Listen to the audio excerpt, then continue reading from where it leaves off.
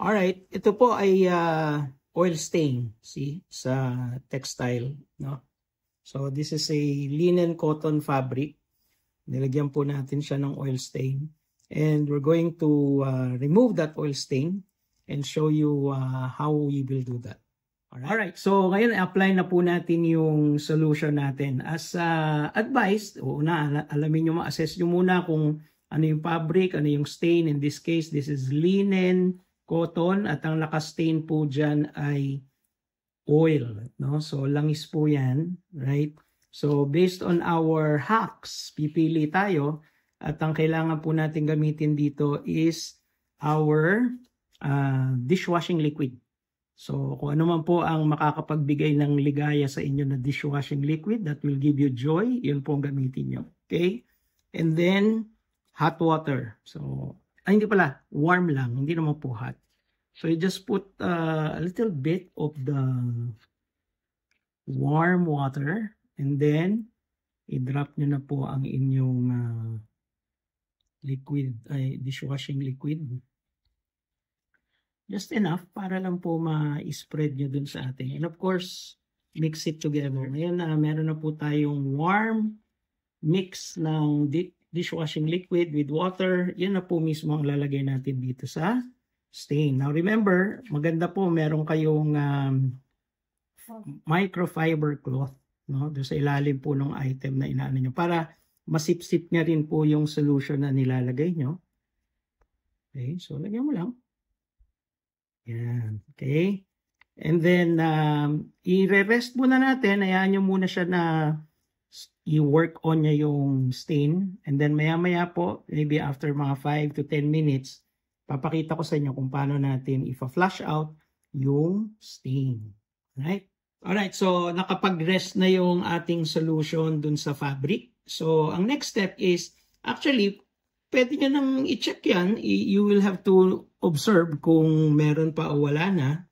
Actually, mukhang wala na nga, no? Halos. But you have to observe and then you have to flush out, syempre, yung solution natin. And the way you can flush it out is pwede kayong magkusot niyan, i-ano sa running water, kusutin nyo yung portion na yan, di ba? And then you check it kung nandun pa. No? However, there's another way na ginagawa po namin, which is in-spray na lang natin ng water. So, but you have to make sure na nasa ibabaw siya ng isang round na lalagyan, like for example, glass. Nilagyan nyo lang siya ng rubber band. Okay, para mas steady siya. Nahawakan nyo lang din ng kamay nyo. Okay, and then you get a sprayer. Okay, tapos make sure na yung sprayer natin ay yung matulis ang ano ng tubig, no? So, and you can just wash it like that. Okay. Ganyan lang siya. So, bumababa naman po sa ilalim yung water, no? Okay. That's it. So, nawawash out na po yung stain. So, you can also use your microfiber. Pwede i-press nyo ng konti. Kung gusto nyo, kung meron kayong ganitong klase ng brush, you can tap, tap, tap para lalong ma-push po yung stain natin. And then, water again with high pressure.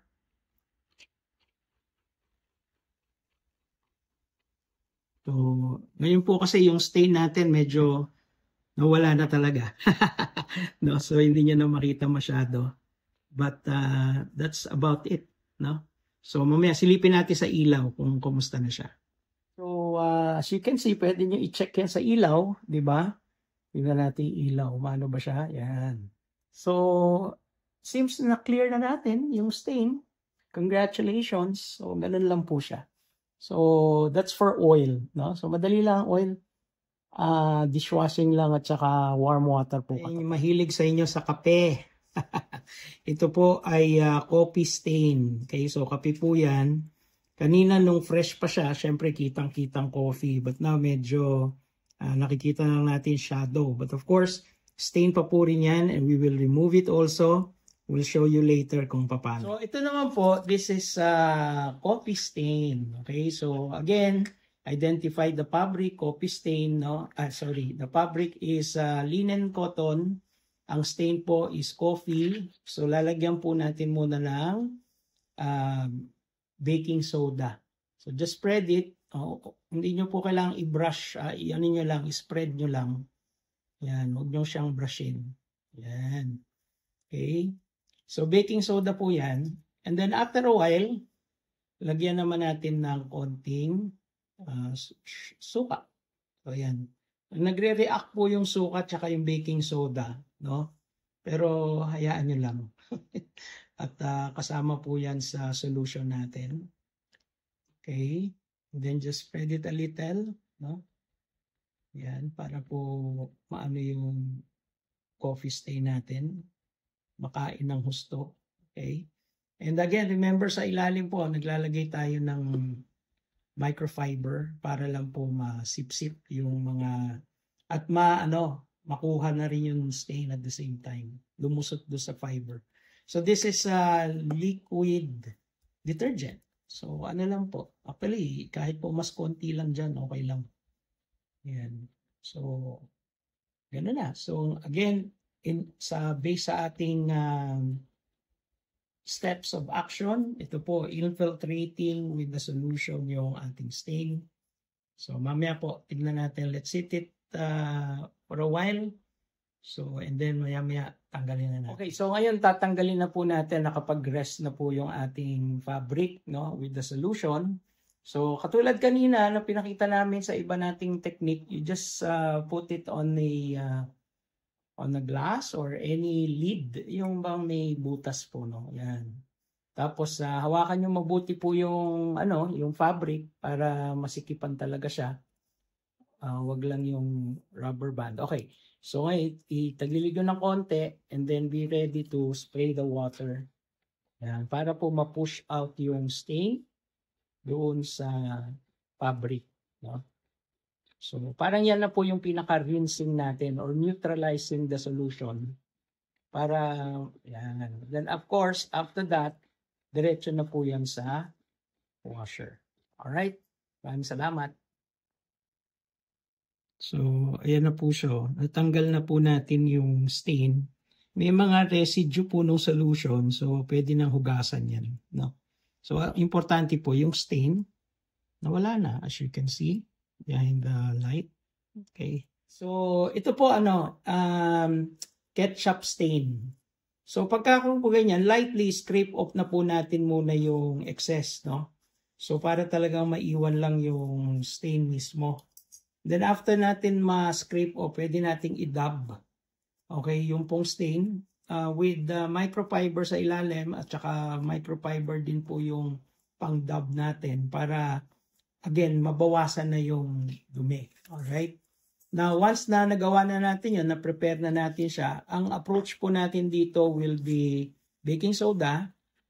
So, lagyan natin ng konting baking soda.